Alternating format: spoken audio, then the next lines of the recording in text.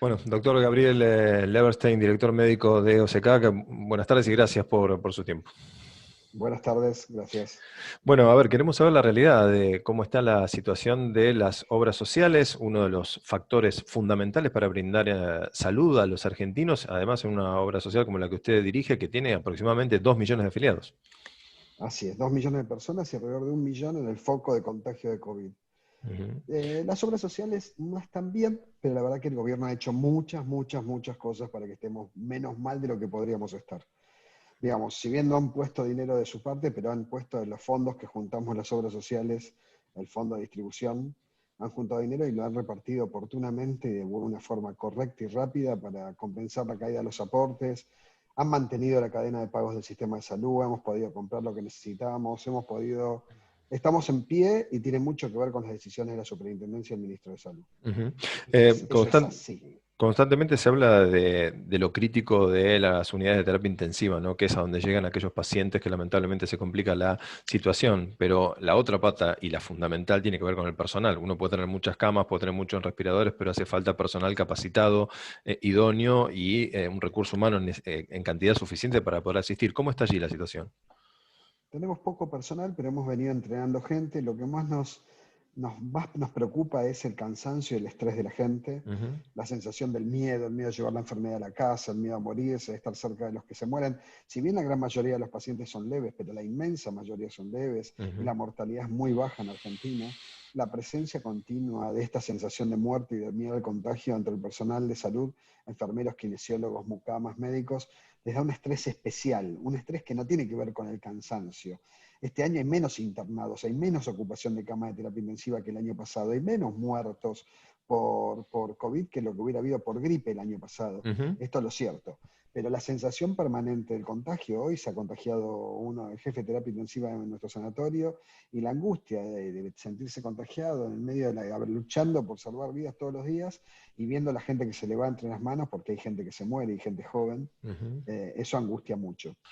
Nosotros llegamos a tener casi 7% del personal con espacio de sospechosos o contagiados, pero lo más, 6,5 más o menos, pero lo más importante es que la mayoría de la gente no se contagia en los centros de salud. Por más que todos los argentinos tenemos una forma de manejar la pandemia distinta, y además hoy decimos una cosa, mañana decimos otra, porque es muy difícil saber lo que va a salir el lunes y qué va a Ujú. pasar mañana. Lo cierto es que la, todavía no tuvimos problema de camas, Ujú.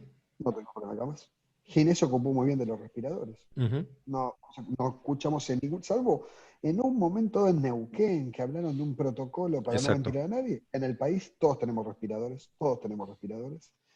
Y lamentablemente, lo único que vamos a poder esperar ahora es que aparezca una vacuna o algún tratamiento. Estamos en algunos protocolos, estamos de plasma de pacientes, de pseudoquino, probablemente empecemos con un medicamento de ivermectina. Hay mucha gente trabajando en las pruebas de vacunas en Argentina. Argentina tiene de todo, tiene buenos médicos. Los enfermeros y los médicos que tenemos son increíbles. Sí, claro. Y lo bueno que te decía es que nuestros médicos y nuestros enfermeros, casi ninguno se contagió en el lugar de trabajo. Salvo algunos que atendieron en guardia, la mayoría se contagiaron fuera, porque el periodo de cuarentena que permitió reequiparnos, si querés, podemos decir si fue muy larga, muy corta, si podíamos haber hecho algo en el medio, lo que pensemos en el momento en lo que se hizo bien, creo que es lo que construye, Sí, ¿no? sí, claro. Prepararse, ¿no? Nos, Para afrontar esto. nos, nos equipamos, Ujú. no faltan barbijos, porque todo lo que escuchábamos al principio, ¿te acordás? No va a haber barbijos, no va a haber barbijos N95, no va a haber equipamiento, los anestesistas no van a tener equipamiento para poder atender gente. Eso no sucedió. Ujú. Eso no sucedió.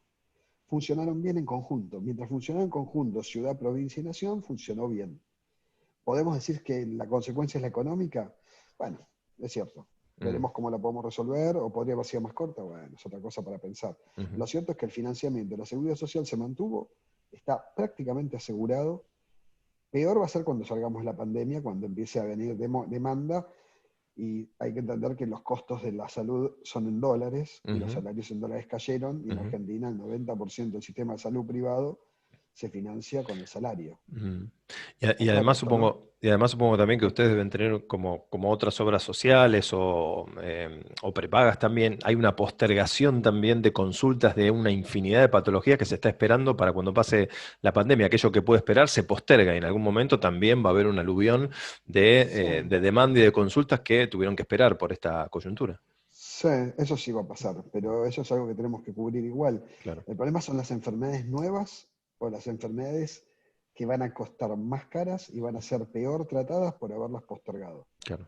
Es fácil pensarlas en un cáncer, Ujú. pero en un paciente trasplantado, en un discapacitado que no recibió rehabilitación, en un chiquito con fibrosis quística que no tuvo toda la kinesiología que requirió, todo eso, además de agregar postergación, agrega enfermedad, y la enfermedad es costosa. En ese sentido, la obra social se vio afectada también porque, bueno, esto se ha generado pérdida de empleo, se generan también remuneraciones quizás disminuidas. En ese sentido, ¿también se afectó el financiamiento de la obra social? No nos vimos afectados porque hay un decreto y una resolución de superintendencia por el cual nos compensan la caída de los aportes. Bien, Ese dinero no va a ser eterno, pero no tuvimos ese problema. Nuestro inconveniente real viene con el costo de los medicamentos claro, costosos en dólares que han claro. inventado y que la recaudación, por más que se mantenga en dólares, cayó a la mitad. Ujú. El salario real en dólares cayó a la mitad o menos. Y por lo tanto, y los medicamentos nuevos, por ejemplo, leíste el medicamento nuevo para fibrosis quística que cuesta $300.000. ¿Podés creer que a algún director médico de una obra social se le puede ocurrir que no quisiera poder dárselo a todo paciente el mejor medicamento Claro. que exista? ¿Alguno puede tener la doble moral de pensar que no quiere para su hijo lo mismo que para un paciente? Pero el problema es que $300.000 hoy, ¿sabes cuántas personas tienen que aportar por año para poder pagar un tratamiento de $300.000? Un monotributista aporta 1.000 pesos por mes al sistema de salud. 1.000 pesos. En dólares turista o en dólares de ahorro son $10. Ujú. O sea que necesitamos una cantidad enorme de gente sana para poder cubrirlo. Está bueno porque Ginés está trabajando con la Laboratorio Nacional para ver si podemos hacer una copia en Argentina. Ojalá se pueda hacer, eso costaría mucho más barato. Por los números que se manejan a nivel país, lo que se está manejando en Capital Federal, Provincia de Buenos Aires, ustedes también tienen datos estadísticos. Los números que manejan ustedes de cantidad de infectados, de cantidad de personas que se complica, ¿están en línea con lo que ocurre a nivel nacional? ¿Los datos de ustedes coinciden A- de a- la obra social con el resto del absolutamente, país? absolutamente. Mm. Nosotros tenemos 13.000 positivos de COVID. En el área metropolitana somos más o menos 1 millón de personas. Ujú, Hay alrededor de 17 millones de personas, así que estamos en el 8% ujú, de la población y más o menos mantenemos los números proporcionales que tenemos. Un poquito menos porque tenemos más gente joven y la gente grande se está cuidando más de lo que nosotros, de lo que todos dicen. Es ujú. cierto que esa política de mensaje de Rodríguez Larreta en su momento dio resultado. No Ujú. estamos teniendo ancianos muriéndose buscando respirador en el área metropolitana. Así que mantenemos los mismos números, la misma mortalidad o la misma letalidad, que es la cantidad de personas que se mueren y que están enfermos, mantenemos más o menos lo mismo. Lo que no sabemos nosotros tampoco es cuándo esto va a terminar Claro. y sobre todo que empieza a haber, no hay lugar que no esté contaminado, o sea, no hay situación en donde alguien no se pueda contagiar, en un chequeo, en sacarse sangre, en ningún Ujú. laboratorio, por más resguardos que tome, sobre todo en el transporte público. Y aparte creo que va a haber una relación con la salud distinta a partir de ahora entre la gente, sí, eso creo. Por Creo que ejemplo, nosotros, y creo que se va a imponer la medicina a distancia en un montón de circunstancias, ujú, muchas. llegó para Creo que la quedarse. gente. Sí, sí, sí. Yo, mira, 2 años antes de que empezara la pandemia, venía a ofrecer un sistema de telemedicina y dije, en Argentina la gente quiere pagar porque lo atienda un médico, no que lo atiendan a distancia. Porque aparte parecía un llamado telefónico, pero se va a imponer que muchas cosas no se van a hacer más en forma presencial. Eh, Va a haber, por ejemplo, la salud mental, probablemente la atención psicológica, en su mayoría va a ser a distancia, Claro. porque el marco de privacidad se puede dar. Eso va a cambiar costos, tiempos y movilidad de la gente. Gabriel, dos cosas.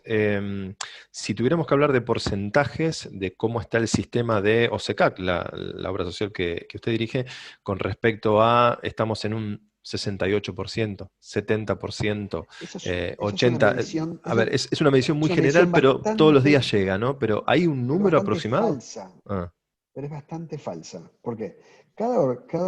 Uno puede pensar que hablamos de los sistemas privados que venden camas a personas a financiadores que contratan camas. O podemos pensar sistemas integrados. Una cosa es el sistema público de salud, que tiene sus hospitales e interna su cobertura médica, que es la Bien. población de la Ciudad de Buenos Aires, ahí adentro. Otra cosa es, por ejemplo, Swiss Medical, que es una prepaga, OSECAC, Ujú. Unión Personal, que es una obra social, Exacto. son financiadores y tienen efectores propios. Ellos tienen un nivel de cobertura. Los que venden a terceros tienen otro nivel de cobertura y hay otros que no tienen ningún efector propio, como OSDE, por ejemplo, o Ujú. algunas soluciones que no tienen ningún Que efector propio. contratan. Ujú. Lo que nosotros podemos decir es que nuestra capacidad para conseguir camas es, para internar a un paciente, estamos en igual condición que el invierno pasado. Acá no es un problema de pandemia, Ujú. podemos hacerlo. Segundo, que nosotros en nuestro efector tuvimos un crecimiento de ocupación que pasó del 60 y pico de por ciento a más al 85% de ocupación de las camas de terapia intensiva. No solo, porque también te lo cambian, porque nosotros vamos habilitando más camas de terapia intensiva, Claro, ¿entendés? Vamos generando más camas. claro. Pero no solo COVID creció la internación no COVID también de terapia intensiva, como es habitual en esta época del En esta año. época No del lo año. mismo que siempre, pero lo que te diría es que ni por asomo estamos usando los respiradores con la idea que teníamos. Tenemos respiradores, tenemos medicamentos, tenemos equipos de protección y tenemos planes de contingencia. Nosotros, por ejemplo, tomamos un hotel que lo tenemos cerca, con cerca de 140 plazas, y lo convertimos en un hospital de campaña y tenemos gente entrenada para hacer los sanatorios, con oxígeno, con historia clínica, con todo, que mientras lo usamos para los hoteles, para llevar a los pacientes que no pueden ir a su casa, pero en caso de que el botón rojo nuestro pase, estamos en condiciones de atender ahí una gran cantidad de pacientes, menos los que tengan respirador a todos. Por otra parte, Eso es lo que dieron los exacto, primeros 3 meses de pandemia. exacto, Que nadie se da cuenta, como vos tampoco no te das cuenta que vos no tuviste poliomielitis porque recibiste una vacuna. Se entera exacto. el que la tuvo. Bueno, pero eso pasó acá. ¿Eh? Acá se Mm. fabricaron respiradores, se paró Sí, sí, la sí. exportación de respiradores. Esas son Sí, sí, cosas el buenas. Estado ¿Cómo qué Nacional cosas compró y malas? distribuyó también equitativamente entre provincias, sistema público, privado, obras sociales, ¿no? Como para Es que todos cierto, tuvieran es un cierto. acceso equitativo. Mm.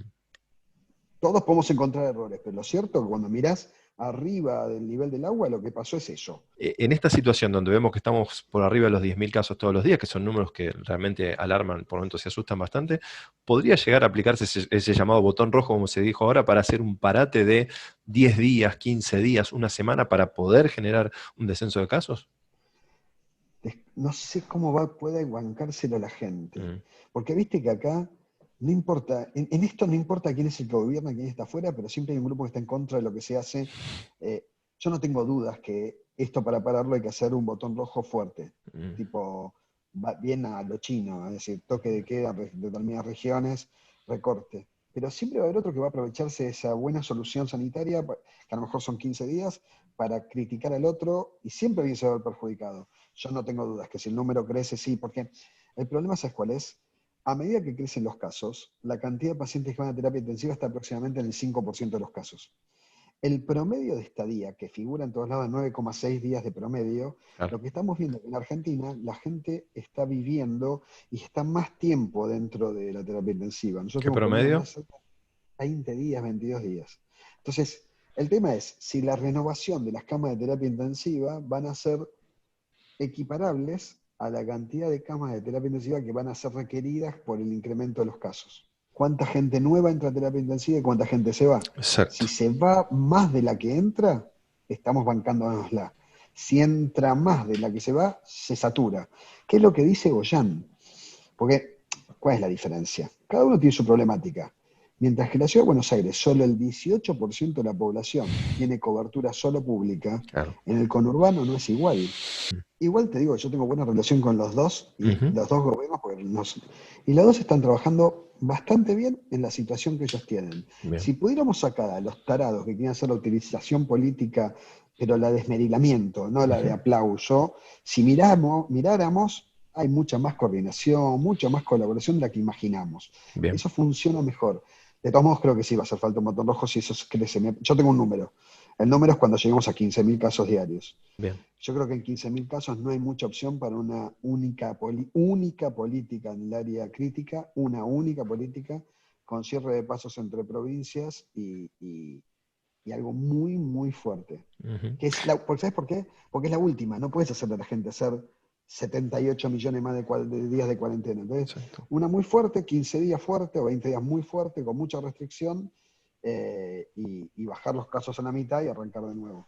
Y lo último que te pregunto y te pido como, bueno, como médico, como profesional de la salud, un consejo para la gente, aunque parece ser reiterativo muchas veces, pero tenemos que tener en cuenta que la responsabilidad está en uno, ¿no? ¿Qué le dirías?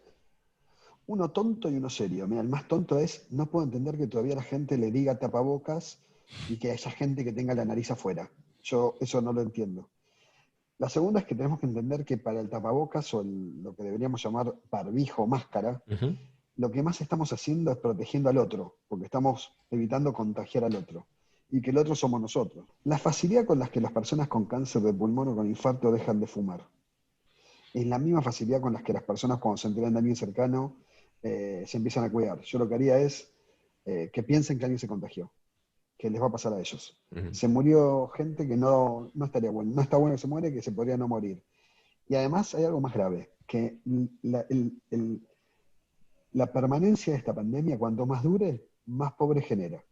Y recuerden que la salud no se cura tanto con remedios y hospitales, se cura con lo que llamamos nosotros determinantes sociales, con agua potable, con casa, con trabajo, con educación, con alegría cotidiana, con vida social. La salud tiene más que ver con esos determinantes Se sociales. Y la construye de esa pandemia con manera. la economía nos va destruyendo esa parte de construir salud es compleja. Entonces, pensar en la viveza individual, yo voy, yo hago, quizás por un tiempito deberíamos correr, ser menos porteños y ser más resguardados con eso. Eh, eso, Gabriel, gracias. un abrazo.